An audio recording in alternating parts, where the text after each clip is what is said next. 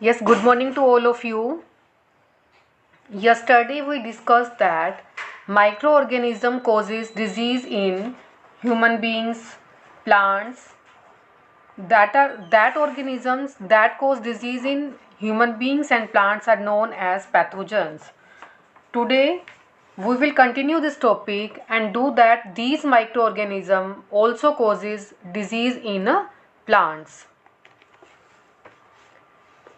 You must have seen that some plants with wrinkled leaves or plant having abnormal branching pattern or having abnormal fruits. बेटा आपने देखा होगा कई बारी कि कुछ प्लांट्स ऐसे होते हैं जो प्लांट्स आपको नॉर्मल दिखाई नहीं देते, प्लांट्स में भी डिजीज़ हो जाती है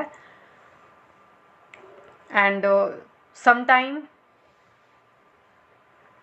ये जो डिजीज़ होती है वो किसकी वजह से होगी बेटा? माइक्रो ऑर्गेनिजम्स की वजह से। एंड माइक्रो ऑर्गेनिज्म कुछ भी हो सकता है like bacteria, fungi, virus etcetera. बेटा इसी में आपको गिवन है that Irish famine in 1740-41 was caused because of complete destruction of the potato crop due to disease late blight caused by fungus. अब ये क्वेश्चन क्या आता है कि पोटैटो क्रॉप में जो डिजीज़ हुई थी उसका आपको नेम बताना है। Name the disease that occur in potato crop. तो इसका आंसर क्या बताओगे बेटा आप? Late blight. As you can see here late blight. Late blight means this is a disease that occurs in potato due to fungus. Fungus की वजह से जो पोटैटो में डिजीज हुई थी उसको हमने क्या बोला? Late blight. It is clear बेटा? Now table is given to you that microorganisms like virus, bacteria, fungus and disease are given. First is virus. Virus एक माइक्रोऑर्गेनिज्म है, इस वायरस की वजह से कौन सी डिजीज होगी बेटा?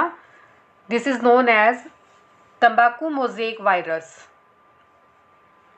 और ये किस में दिखाई देती है आपको डिजीज? लीव्स में।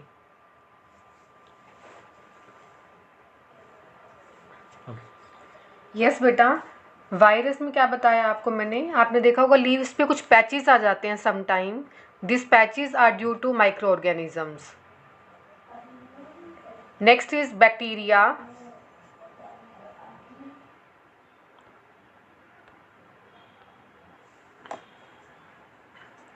नेक्स्ट आपको गिवन है बेटा बैक्टीरिया। बैक्टीरिया का आपने क्या बताया? Citrus canker. एंड इसमें भी बेटा क्या होगा? लीव्स पे, स्टेम्स या फ्रूट जो है उस पर ब्राउन कलर के आपको कुछ पैचेस दिखाई देते हैं। तो ये जो पैचेस आपको दिखाई दे रहे हैं these are due to bacteria. Next is fungus. Fungus is microorganism and इस फंगस की वजह से बेटा प्लांट्स में कौन सी डिजीज होगी? Rust of wheat. Rust of wheat means disease plants show rust coloured orange patches on the plant parts. As you can see in picture बेटा व्हीट रस्ट। आपको यहाँ पे क्या दिखाई दे रहा है? रस्ट मीन्स ऑरेंज कलर के पैचेस दिखाई दे रहे हैं व्हीट के लीव्स पर। This is a fungus disease. Next is fungus smut of rice. As you can see in this picture that rice के जो आपको लीव्स दिखाई दे रहे हैं there are greenish black patches. That means this plant is not good now. इस plant में fungus microorganism create हो चुके हैं जिसकी वजह से जो राइस है वो सही नहीं होगा। नेक्स्ट है फंगस बेटा। फंगस माइक्रो ऑर्गेनिज्म ये किस पर है? Red rot of sugarcane. Sugarcane आप यूज़ करते हो बेटा। शुगर केन में समटाइम आपको रेड कलर के पैचेस दिखाई देते हैं, रेड या white patches, and these red white patches are due to fungus.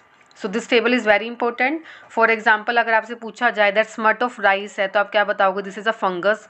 This is due to fungus microorganism. Rust of wheat this is also fungus. Citrus canker is due to bacteria and mosaic virus is due to virus. ये तो virus name से clear हो रहा है बेटा आपको। Next देखो, और next topic is food poisoning. Food poisoning, it means a disease that result from the consumption of contaminated food।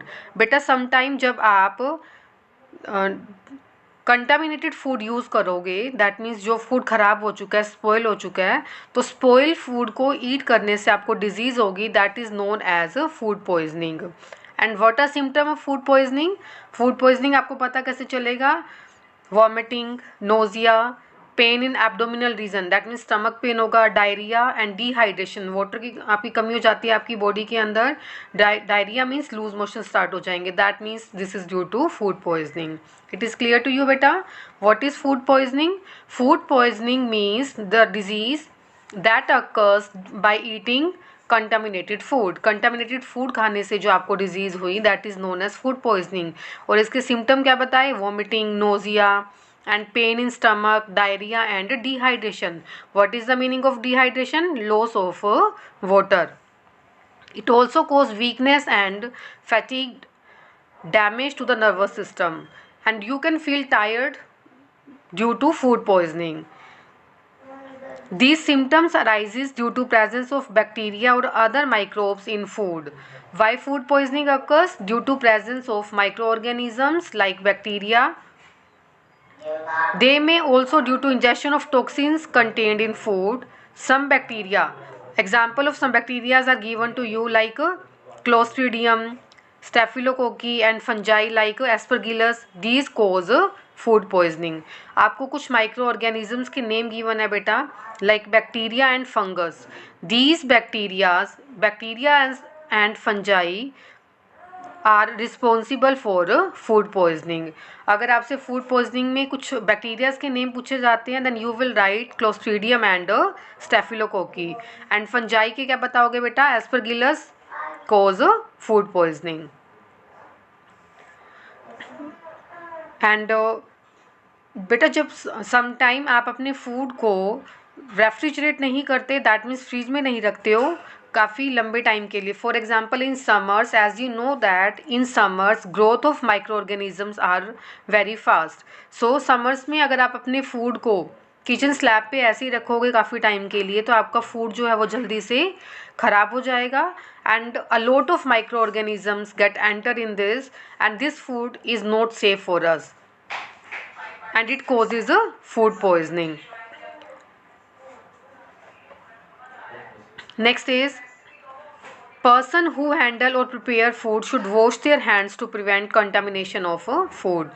So beta, when you are preparing food, you have to wash your hands so that bacteria or germs present in your hand should not enter in your food. बेटा जब भी आप food prepare करते हो तो आपको क्या ध्यान रखना है कि आपको अपने हैंड वॉश करने हैं, ताकि जो भी बैक्टीरियाज हैं, जर्म्स हैं, माइक्रो ऑर्गेनिजम्स हैं, वो आपके फूड में एंटर ना करें और आपके फूड को स्पॉइल ना करें. Next is food preservation. Food preservation means to handle the food to stop और you can say slow down the growth of micro organisms. Food preservation का मतलब क्या होगा बेटा? माइक्रो ऑर्गेनिजम्स की ग्रोथ को स्टॉप करना एंड स्लो डाउन करना. This is known as food preservation. And preservation means to stop the growth of bacteria, fungi and other micro organisms. Preservation का मीनिंग क्या होगा बेटा? बैक्टीरिया, फंजाई और micro organisms की growth को stop करना.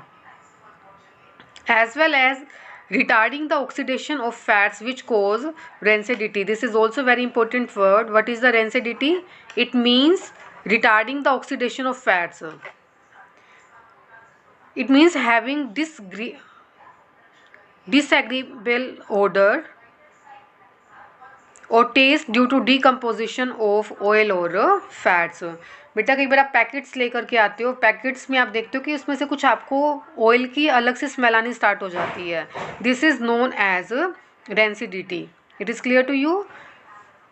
अगर फूड में से आपको ऑयल की अलग से स्मेल आनी स्टार्ट हो जाए, that means this is due to retarding of oxidation. That means उसमें जो गैस फिल की होती है वो धीरे धीरे ख़त्म हो जाएगी, ख़राब हो जाती है.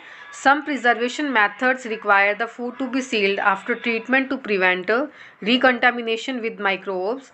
Other methods such as drying allow food to be stored without any special contaminant for long periods. Some methods are given to you for food preservation like drying, or you can say preservation using sugar and salt, preservations using acetic acid, using chemical preservatives, heat and cold treatments, pasteurization, vacuum packing, these all are method of food preservation. बेटा अगर आपसे just method पूछे जाएं तो you have to write these 9 methods of food preservation. It is clear to you? I am explaining first method. What is given to you? First method is drying. Drying means, as it is clear from its name, dry means to reduce water content. As you know that water is present in vegetables or fruits etc. When we preserve by drying method, then what we have to do, we have to reduce water content. क्या करेंगे बेटा drawing में? Water content जब remove कर देंगे तो इससे micro organisms की ग्रोथ है वो कम हो जाती है. Why? Because as you know that microorganisms grow more in water. जितना ज़्यादा वाटर कंटेंट होगा तो माइक्रो ऑर्गेनिजम्स को कंडीशन मिल जाती है ग्रो करने के लिए. अगर हम वाटर कंटेंट को रिमूव कर देंगे बेटा तो माइक्रो ऑर्गेनिजम्स की ग्रोथ स्टॉप हो जाएगी. Drying also reduce weight. अगर आप किसी फूड मटेरियल को ड्राई करोगे तो उसका वेट लॉस हो जाएगा obviously.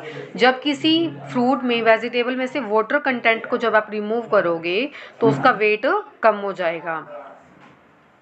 For example apple, pears, banana, mango, papaya, apricot and coconut, इन सबको जब हम ड्राई करते हैं तो इससे क्या होगा बेटा, इनका जो वाटर है वो लॉस हो जाएगा एंड वेट भी रिड्यूस हो जाएगा.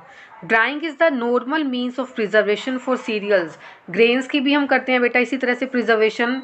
जब आप अपने घर में फिल करके रखते हो वीट को, ग्रेन्स को, तो उससे पहले क्या करते हैं, उसको धूप लगाते हैं. सनरेज की वजह से क्या होगा, सनलाइट जब उसके ऊपर पड़ेगी तो वाटर कंटेंट जो है मॉइस्चर रिमूव हो जाएगा.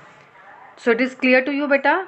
सम methods are, first method we discussed is drying, and some fruit and vegetables that are preserved by this method is mango, papaya, banana, apricot, coconut, and grains like wheat, rice, maize can be preserved by this method. So first method is clear to you. Now we will do second method, that is preservation using sugar and salt. What we have to do in this method बेटा, sugar and salt reduce the water content. First में हमने dry करा. As I told you that microorganisms grow in water. When we reduce the water content, then growth of microorganism will get reduced itself. बेटा आपको पता है कि micro organisms जो हैं वो वाटर में ज़्यादा ग्रो करते हैं. अगर आप किसी फूड पार्टिकल के वाटर को ही रिमूव कर दोगे तो उसको क्या होगा, वाटर को रिमूव करने की वजह से माइक्रो ऑर्गेनिजम्स की ग्रोथ भी कम हो जाती है. सो अगर आप शुगर एंड सोल्ट को ऐड करते हो तो इससे भी वाटर कंटेंट रिमूव हो जाएगा, एंड वाटर कंटेंट रिमूव होगा तो माइक्रो ऑर्गेनिजम्स की ग्रोथ भी कम हो जाएगी. As a result food get preserved. And food preservation using sugar and salt में आप क्या यूज़ करोगे, like pickle. Sugar and salt का यूज़ कहाँ करते हैं, पिकल्स बनाने के लिए. और यू कैन से इन जैम्स एंड जेलीज. ठीक है, जैम एंड जेलीज में क्या करते हैं, जब हम शुगर को ऐड करेंगे तो इससे भी फूड जो है आपका वो प्रिजर्व होगा. It is clear to you. Second में क्या बताया बेटा, हमने फूड को प्रिजर्व करना है by adding sugar and salt. जब आप शुगर एंड सोल्ट को ऐड करोगे तो इससे भी वाटर कंटेंट जो है वो कम हो जाएगा, रिड्यूस हो जाएगा, and growth of micro organism वो भी कम होगी. तो जो शुगर एंड सोल्ट को हम ऐड कर रहे हैं वो किस में करेंगे, पिकल्स में, जैम एंड जेलीज में. Next method is by using acetic acid. Acetic acid, for example vinegar, it is used in the manufacture of pickles product. Vinegar also stop the growth of micro organisms. Vinegar क्या करता है बेटा, micro organisms की growth को stop करेगा. Citric acid, phosphoric acid are also used in carbonated beverages and fruit drinks for both flavoring and preservation.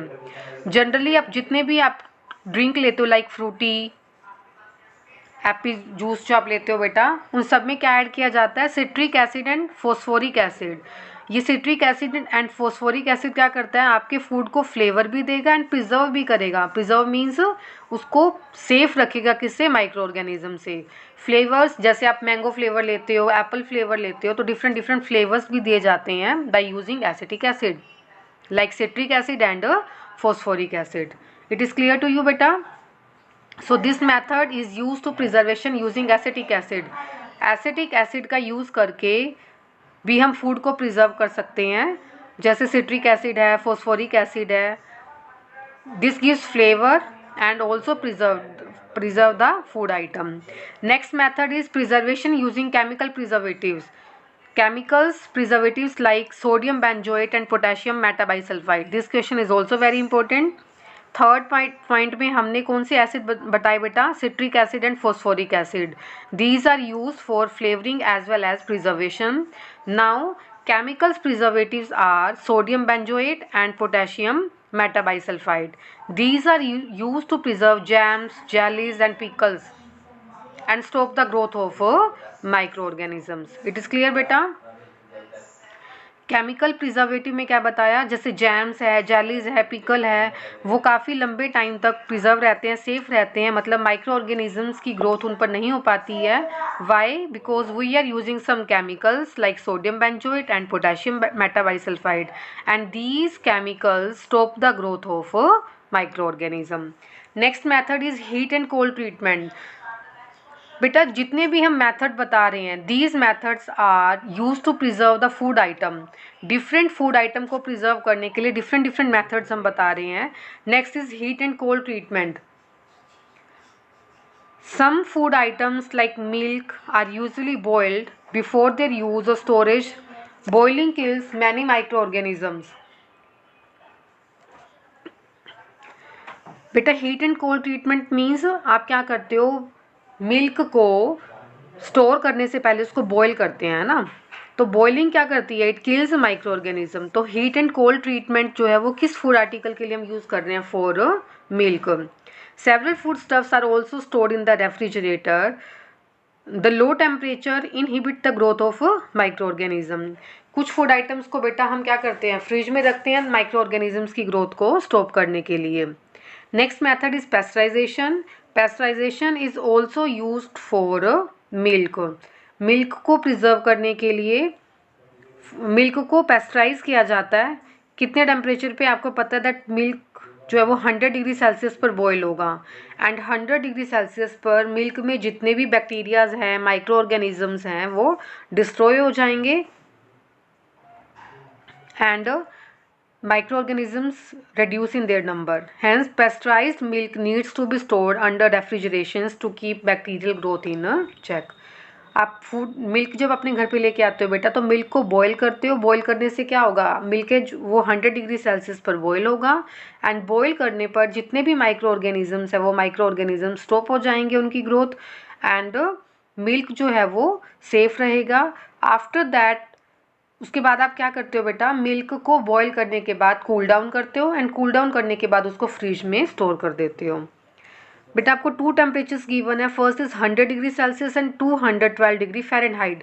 ये दोनों value same है। एज यू कैन सी यहाँ पर हम फ़ारेनहाइट यूनिट का यूज़ कर रहे हैं। टेम्परेचर को मेज़र करने के लिए हम 2 यूनिट यूज़ करते हैं, Fahrenheit as well as Celsius. तो यहाँ फ़ारेनहाइट गिवन है और नेक्स्ट यहाँ पे सेल्सियस। दैट मीन्स जो 100 डिग्री सेल्सियस है वो किसके इक्वल होगा, 212 डिग्री फ़ारेनहाइट के। Next is vacuum packing. As you can see food is packed. Vacuum pack कर देते हैं। वैक्यूम पैक मीन्स एयर को रिमूव करके फूड को पैक करना। Vacuum packing stores food in vacuum environment usually as airtight bags और बोतल। वैक्यूम पैकिंग में क्या किया जाता है, एयर टाइट कंटेनर्स में फूड को स्टोर करेंगे and in airtight containers growth of bacterias or microorganisms will be stopped, because as you know that bacteria need oxygen for their survive and if we remove air from the containers then there will be no oxygen left and without oxygen bacteria cannot survive. So when we remove air from the containers then Growth of bacteria will be stopped and our food will be preserved for a long time. It helps to reduce their loss of flavor caused by their oxidation. Oxidation means loss of oxygen, मतलब oxygen जब remove होती है किसी भी food item में से तो उसका फ्लेवर चेंज हो जाता है. As I earlier told you बेटा, डेंसिडिटी मतलब आप कोई पैकेट्स लाते हो, पैकेट्स जब खराब हो जाते हैं तो आपको ऑयल का टेस्ट चेंज लगता है, दैट मीन्स फ्लेवर का चेंज हो जाना. बट अगर हमने वैक्यूम पैकिंग में एयर को ही रिमूव कर दिया, दैट मीन्स इससे क्या होगा, जो फूड का फ्लेवर है वो चेंज नहीं होगा, फूड का फ्लेवर सेम रहेगा. So last two methods are given to you. Next is canning. It means cans और जार्स में फूड को स्टोर करना. एंड बेटा जब फूड को कैन्स और जार्स में स्टोर किया जाता है उसके बाद में इनको बॉयल करते हैं कैन्स और जार्स को, टू स्टॉप और weaken the growth of bacterias और micro organisms. However, food preservation by canning or bottling is at immediate risk of spoilage once the can or bottle has been opened. Open करने के बाद में जब आप बोतल को या कैन को ओपन करते हो तो वो कुछ टाइम के बाद में स्पॉइल भी हो जाते हैं. At times the cans or jars get damaged and show puffing or enlargement. This indicates spoilage of food. Food in such puffed or enlarged containers should never be consumed. Puffed means बेटा sometime जो containers हैं या फिर cans और jars you can से, अगर वो आपको पफ्ड मीन्स फूले हुए नज़र आते हैं तो आपको कैन्स और जार्स परचेज नहीं करने चाहिए और कंज्यूम मीन्स यूज़ नहीं करना चाहिए उनको. Why? Because in puffed or in large containers growth of microorganisms will be increases and these are not good for our health. बेटा अगर आपको कंटेनर्स और कैन्स और जार्स पफ्ड नज़र आते हैं दैट मीन्स उसके अंदर माइक्रो ऑर्गेनिज्म की ग्रोथ स्टार्ट हो चुकी है and these microorganisms are not safe for us, so we should not consume this. Last method is freezing. When foods are kept at below freezing temperature, freeze means at low temperature. जब हम food articles को low temperature पे रखेंगे तो micro organisms की growth stop हो जाती है. As you know that in winters growth of micro organisms are very slow but in summers growth of micro organisms are very high. Reason क्योंकि microorganism को grow करने के लिए high temperature चाहिए. जितना ज़्यादा टेम्परेचर होगा माइक्रो ऑर्गेनिज्म की ग्रोथ उतनी ज़्यादा होगी. तो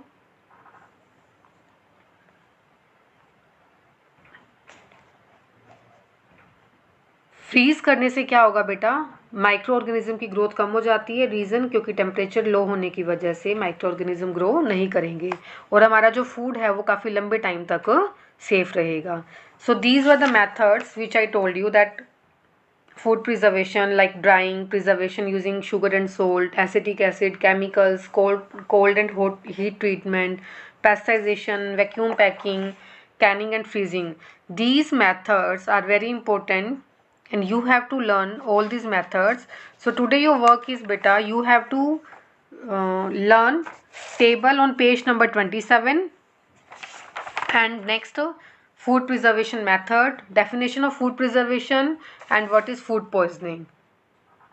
Okay beta, have a nice day.